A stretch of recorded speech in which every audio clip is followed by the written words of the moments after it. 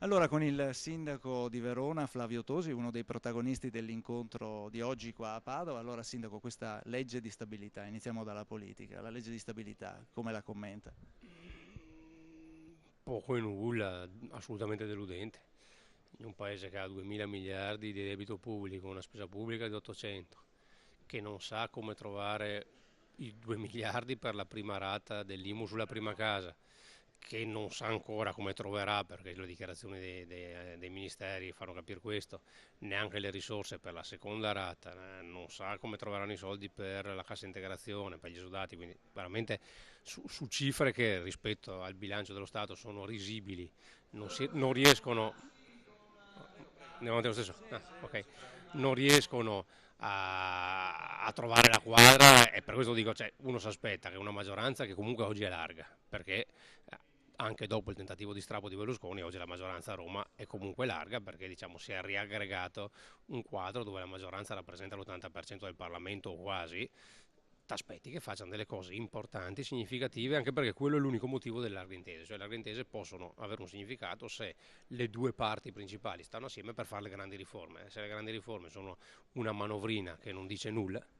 Senta, si doveva fare di più. Oggi si parla della politica al bivio. La politica, la nuova politica, il rinnovamento della politica italiana può iniziare proprio dai sindaci. Oggi sul palco ci sono tre sindaci giovani, tre sindaci che hanno saputo anche dire di no ai poteri forti, no? Ecco, siete voi le figure nuove della politica.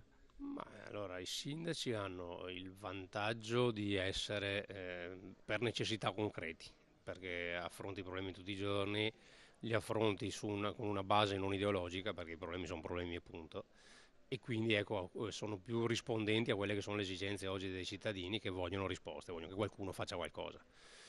Dopodiché che la politica sia vedata ai sindaci, questo magari è esagerare il concetto, che però in Parlamento ci debbano andare delle persone che conoscono il territorio, che conoscono la realtà, che conoscono come funzionano gli enti locali, per sapere andare là a fare qualcosa, perché uno dei problemi del Parlamento attuale è che ci sono, mica tutti, però alcuni che sono là e non sanno neanche come funziona il Parlamento, non sanno come funziona un comune e se devono fare una proposta non sanno neanche come farla.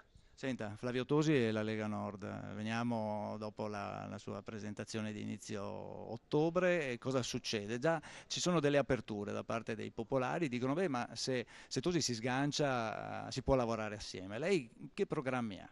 Ma quella questione non è quella di sganciarsi, io penso che uno debba essere coerente con le proprie idee e quindi uno può comunque far parte di un'area che è quella del centrodestra, mantenendo la propria identità e cercando di collaborare su un programma e quindi il dialogo con chiunque sui temi molto concreti, e il ministro Mauro sicuramente è una persona che ha una visione pragmatica delle cose, è quello se la politica facesse salto di qualità, che anziché schierarsi pro e contro a prescindere, quelli con Berlusconi, quelli contro Berlusconi, quelli di centrodestra contro quelli di centrosinistra, si cominciassero a mettere in riga i problemi, in metterli in fila e dire come li risolviamo, quindi con una mentalità un po' più aperta e più vicina alle necessità del paese, perché appunto se continui a baruffare la gente di litigi politici è anche stufa, vista la drammaticità della situazione italiana.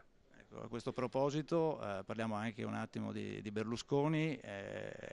La decadenza deve essere votata al Senato, ma secondo lei siamo sulla via del declino?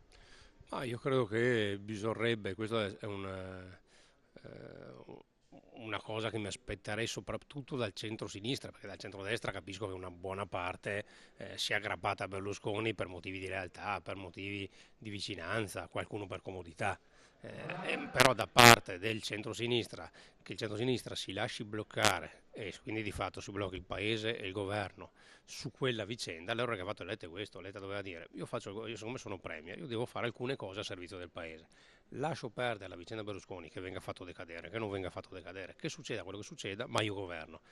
E invece siamo rimasti mesi bloccati per capire come va a finire la vicenda Berlusconi e l'impressione oggi che arriva da Roma è che siano ancora tutti lì bloccati a vedere come finisce la storia Berlusconi.